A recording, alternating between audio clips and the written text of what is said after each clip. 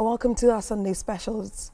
Hundreds of children who have lost their whole lives ahead of them have had to live with the stigma and harrowing experiences of being called a witch. From many of these victims, it is a horrifying cycle of superstition, abuse and torture. Although the law exists, which those laws are to protect these children, the old practice is finding its way back into the society. TVC News' Miriam Daniels brings us the story.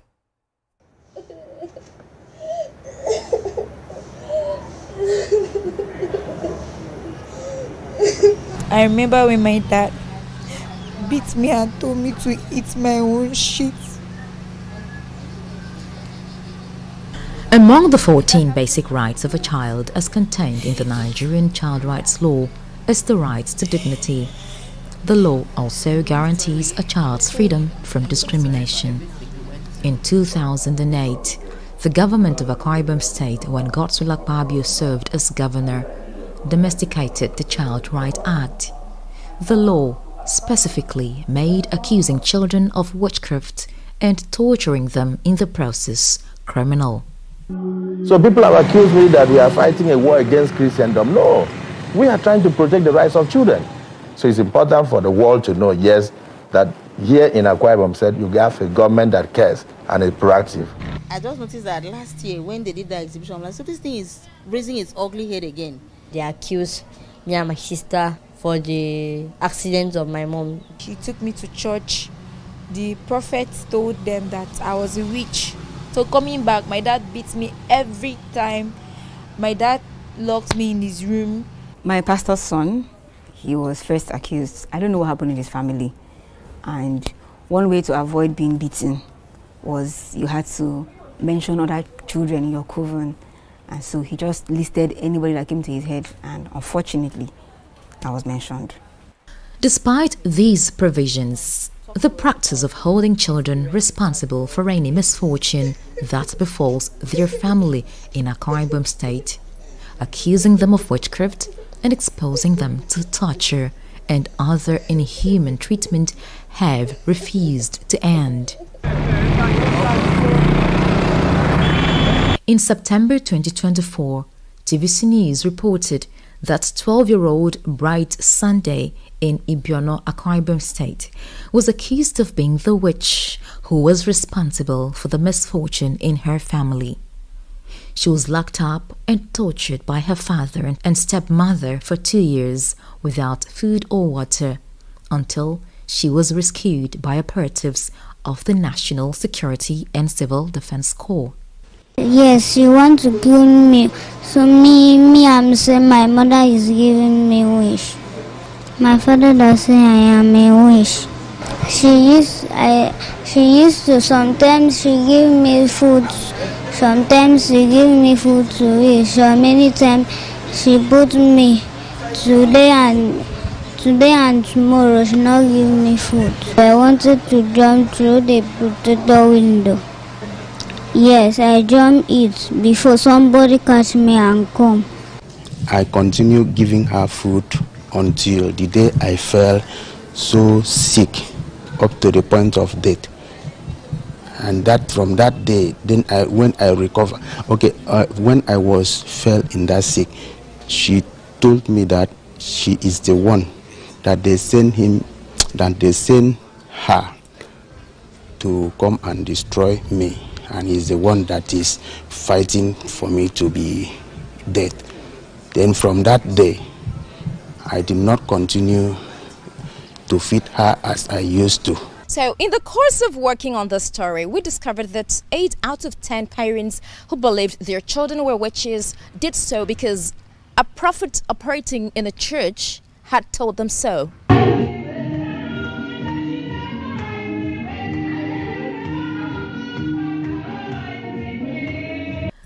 These children are usually forced to own up to the accusations through severe torture that could result in death.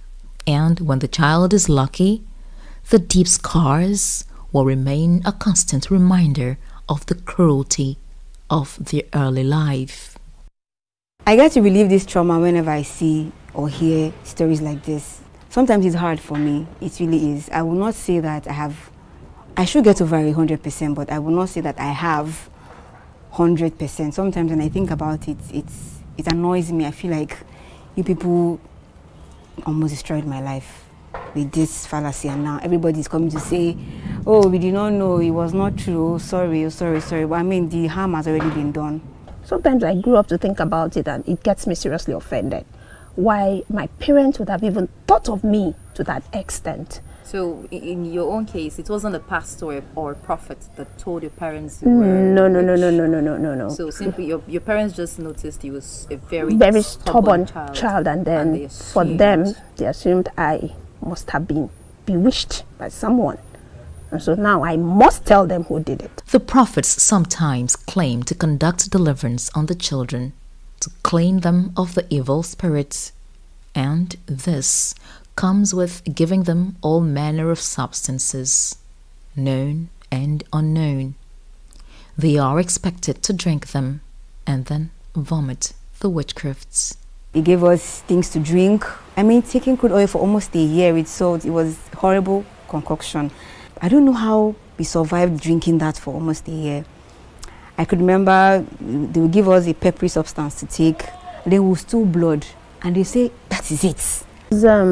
There was a neighbor we had back then, and they used to patronize all these prayer houses. And so there was this beautiful day I went to her house, and she was bathing the kids to go to church. I witnessed them preparing, and then they left. She practically drove the kids to church, only to bring back the dead bodies of these children. How did that happen? They went to church, and then the children were accused of being witches, and then said these children, they've been bewitched from birth. So what's going to be done? The substance is going to be put into the mouth of these children, and they will vomit whatever thing they took in, and the mother will see, and the substance was dropped into the mouth of these children. And there the children fell and died, and that was the end. In a phone conversation with a pastor in a local church who was not disposed to being filmed, he claimed that his church is able to diagnose and deliver one from witchcrafts. He explained that the accused child is kept in the church alone in the dark, while the child will be exorcised within a period of time. But he added that this will come with a financial cost.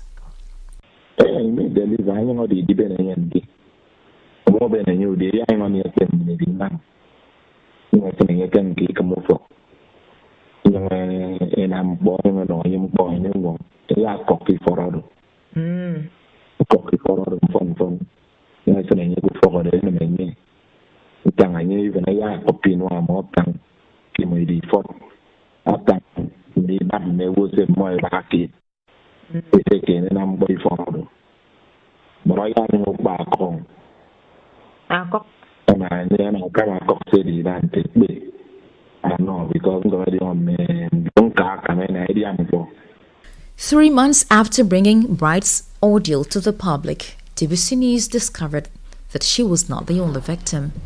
Many children in Akwa Ibom State are still made the scapegoat of the family's perceived ill luck. Many are still being accused of witchcraft and tortured. They normally will bring a gas, let me say it's just like a shelter, then they'll get a lighter.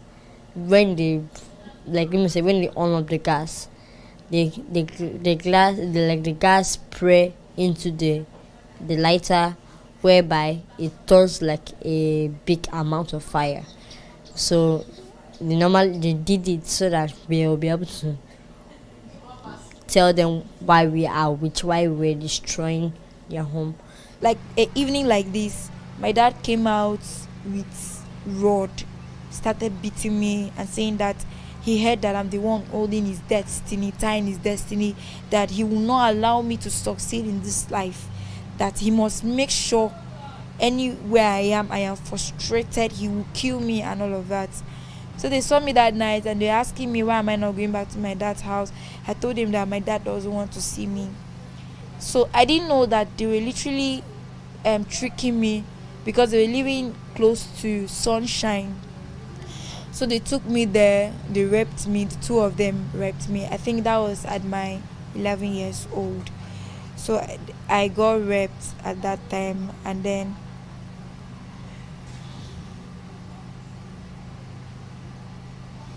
It's fine. okay.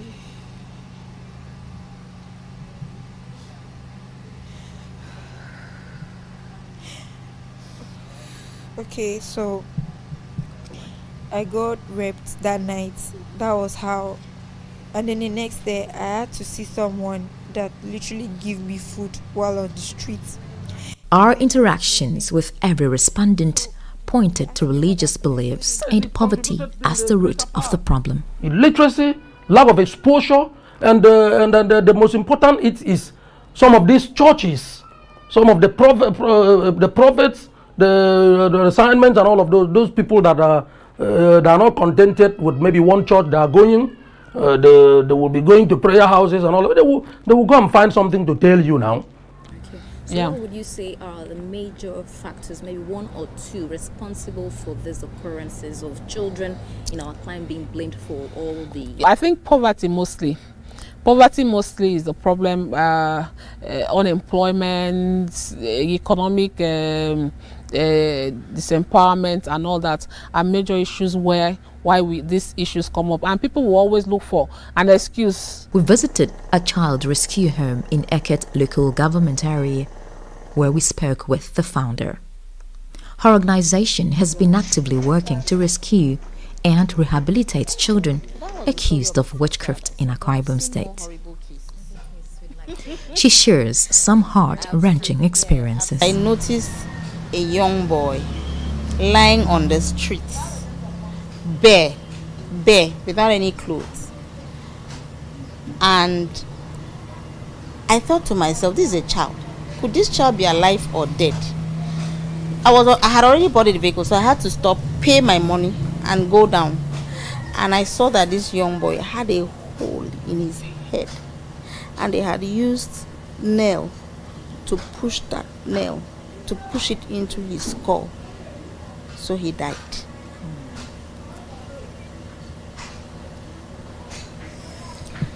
I have never wept like that before. 10-year-old Emmanuel and 20-year-old Esther are some of the victims locally rescued by Way to Nations NGO. So since then, before the parent now called the police, and then the police came to rescue us by breaking through the back door. According to mental health reports by UNICEF, as well as studies in psychology and trauma recovery, witchcraft accusations and the torture of children have devastating mental and emotional effects that can last a lifetime. She's a witch. And in the long term, without psychological intervention, the effects of these traumatic experiences can persist into adulthood, affecting relationships, career prospects, and overall quality of life. So, how has your brother been able to come out of it? Has he healed? Has he been able to regain his identity or something? Talk to us about My brother hasn't, at least not to the level I am.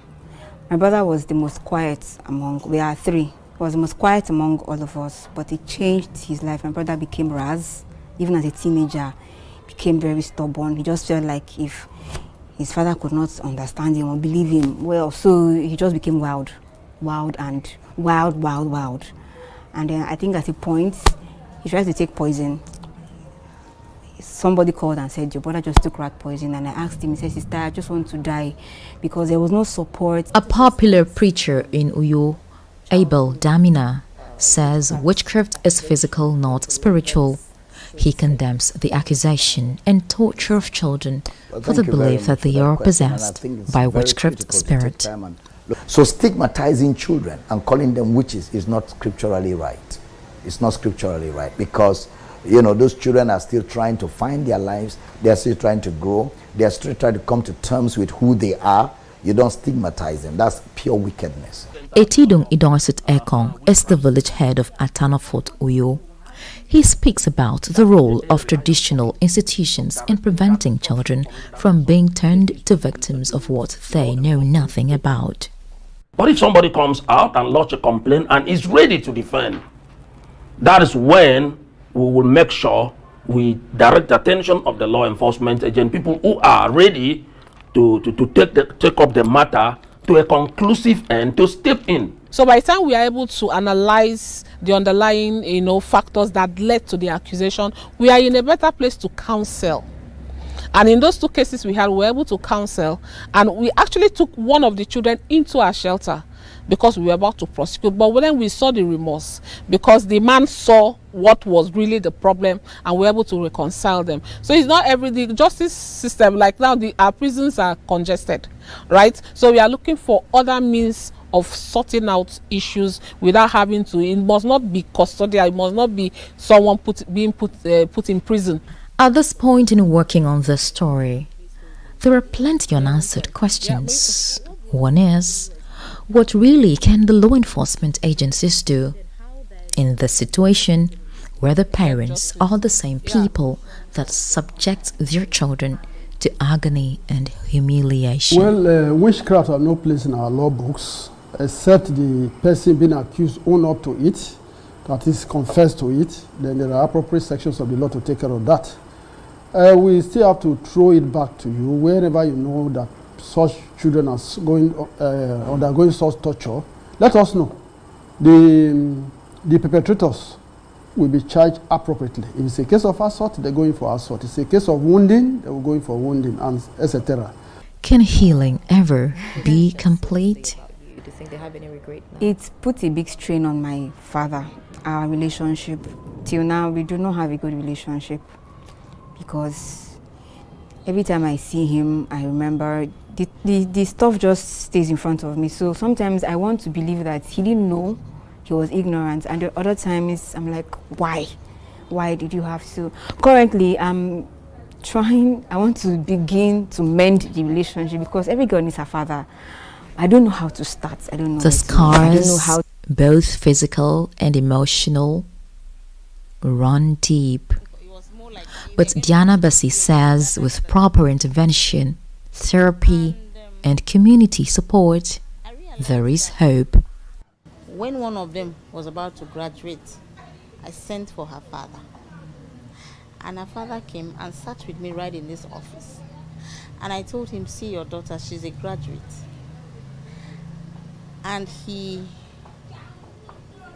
was excited that his daughter was a graduate. And then I asked him, do you remember what you said about this same daughter? Oh, it was out of ignorance. And I told him, I have not conducted one deliverance session for your daughter. In case you think I've exorcised, I don't practice exorcism. I've not done one deliverance session, the way you people call deliverance, for your child. What I did was love your children. Now the law is there. The responsibility then lies with families, religious institutions, traditional leaders, and other stakeholders to ensure that every child in Akwa Ibom State is free and protected to actualize his or her potential without any inhibition. Until this is done and culprits punished as the law provides, the hope of building a society where every child has equal opportunities to excel may remain a facet. These are not witches. These are children. Indeed. Let's bring in Miriam Daniels, who joins us on the news to share her experience while covering this story. Miriam, it's good to have you join us.